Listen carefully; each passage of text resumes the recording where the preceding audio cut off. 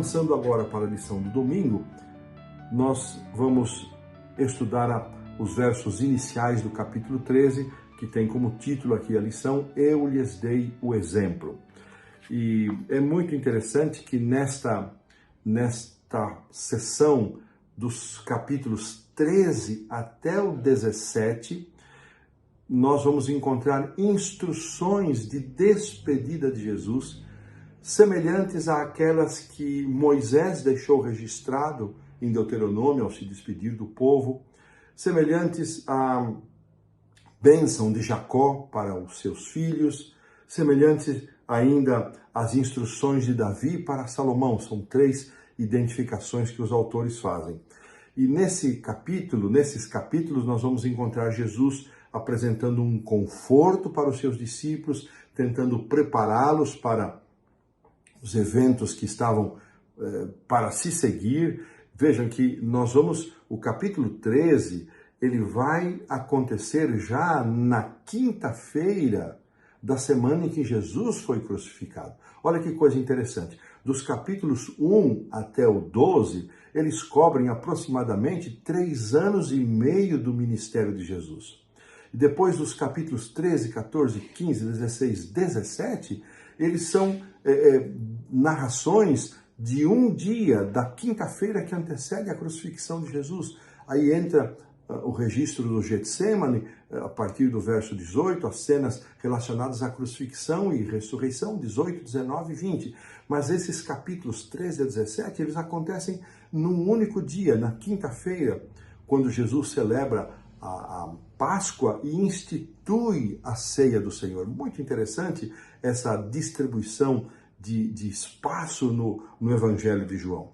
E agora entrando mais diretamente no capítulo 13, os autores nos relembram que da prática comum naqueles dias, as pessoas se deslocavam ou descalças ou com sandálias, e ao se apresentarem numa residência onde eram convidadas, era muito comum ter um servo à entrada que lhes lavasse os pés empoeirados da viagem.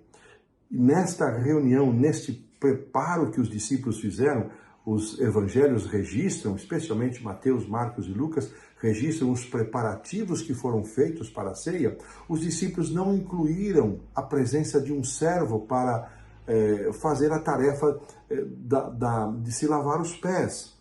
E para surpresa de todos, Jesus, o próprio Jesus, tirando a sua túnica e cingindo-se, colocando uma toalha sobre os seus ombros, ele é que vai lavar os pés dos discípulos. Esse momento, narrado em detalhes por João, é o único que narra único evangelho que narra esse momento do lava-pés. Nós vemos como os discípulos se sentiram perturbados, incomodados, desconfortáveis com o fato de Jesus estar lavando os pés. Era uma ação praticada pelos servos, e eles entendiam que Jesus era mestre e senhor. E o próprio Senhor Jesus disse, olha, vocês me chamam mestre e senhor, e vocês fazem bem porque eu de fato sou. Era assim que Jesus era chamado, e isso pressupunha autoridade, mas Jesus aproveita para enfatizar que toda autoridade, eu já havia dito isso em outras oportunidades, mas toda autoridade no ambiente da espiritualidade, no ambiente religioso, deve ser usada não para impor-se aos outros, mas para o serviço. E nós vemos mais uma vez ali Pedro reagindo e representando os discípulos ao dizer, Senhor, jamais me lavarás os pés. E Jesus, Pedro, se eu não te lavar os pés, você não tem parte comigo. E Jesus então diz, e Pedro então, Senhor, então me lava o corpo inteiro. Pedro, ele é interessante, irmãos, ele vai de um extremo para o outro. Primeiro não é para lavar o pé, depois é para lavar o corpo inteiro. Mas essa intensidade de Pedro, muitos de nós nos identificamos com ele. E graças a Deus por esse Pedro, porque Pedro falhou muito por palavras e por atos, e eu pelo menos me sinto muito mais representado, me vejo muito mais em Pedro do que num Daniel, num José, onde a Bíblia não registra erros ou falhas dele. Me vejo muito mais em Pedro e em Davi, com tantas falhas e tropeços. E Pedro é assim, ele nos dá a oportunidade com suas entradas precipitadas e extremadas, não é? das respostas de Jesus. Jesus diz: Pedro, não é assim, basta aos pés, porque vocês já foram lavados, referindo-se ao batismo. Olha que interessante, irmãos, que lindo esse significado.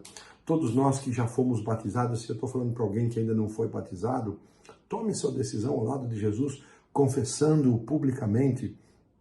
Nós que já passamos pelo batismo, na nossa caminhada, nós vamos acumulando esta poeira, né? A poeira do pecado, um tropeço aqui, uma falha lá, e quando a igreja então realiza, porque essa foi a ordem de Jesus: olha, vocês viram como eu fiz, agora façam isso, vocês vão ser felizes, vocês vão ser bem-aventurados ao fazerem isso. E eu gosto de pensar, irmãos, que quando nós estamos numa cerimônia de lava-pés, por que nós mesmos não podemos lavar os nossos próprios pés? Porque nós não podemos operar, nós não podemos nos oferecer a nós mesmos o perdão que só aquele que deu sua vida por nós pode nos oferecer. É por isso que nós não lavamos os nossos próprios pés. Alguém lava os nossos pés. E eu gosto de pensar também, irmãos, que quando nós estamos ajoelhados na presença de alguém, lavando os nossos pés, pode ser o nosso cônjuge, um amigo, um irmão. Naquele momento, ao estar ali ajoelhado, eu represento a pessoa do Senhor Jesus. Olha que coisa linda. Estou mostrando para o meu irmão, meu companheiro de lava-pés, que estou lembrando a ele: você não pode oferecer-se a si mesmo o perdão redentivo. Você necessita de alguém. Esse alguém é o Senhor Jesus. E quando nós admitimos que não podemos lavar os nossos próprios pés, porque é difícil admitirmos que não podemos, que não sabemos, isso fere nosso orgulho. Mas quando nós admitimos que não sabemos, que não podemos, e nesse caso, que não podemos perdoar os pecados acumulados da última ceia para cá, ou do nosso batismo para cá, no caso daqueles que vão ainda participar pela primeira vez, eu estou dizendo: eu reconheço que só Jesus tem autoridade para perdoar os pecados. Que significado lindo! E Jesus, então, os autores aqui dão ênfase que todo este cerimonial era uma cerimônia de transição. Eles celebraram a Páscoa conforme o ritual estabelecido lá em Êxodo. E Jesus, além de celebrar a Páscoa, ele institui a ceia do Senhor como a conhecemos hoje, usando o pão e usando o suco de uva sem fermentação, que estavam presentes entre os elementos da Páscoa, mas Jesus faz aqui, dá uma ênfase especial. E quando Jesus reconhece ser mestre e Senhor, ele está dizendo que ele tem realmente esta autoridade, mas ele ensina, e aqui é lindo, eu mencionei, mas eu quero reforçar: Jesus está nos ensinando que a autoridade e poder no contexto religioso, no contexto da espiritualidade, não devem ser usadas para engrandecimento próprio, não devem ser utilizadas para sobrepor-nos aos demais, mas sim para servir, para o serviço. Que Deus nos abençoe a termos estas compreensões tão lindas acerca desta cerimônia maravilhosa, ao recordar essa história tão linda de Jesus com os discípulos naquele cenáculo. E desta maneira nós pomos um ponto final na lição do domingo.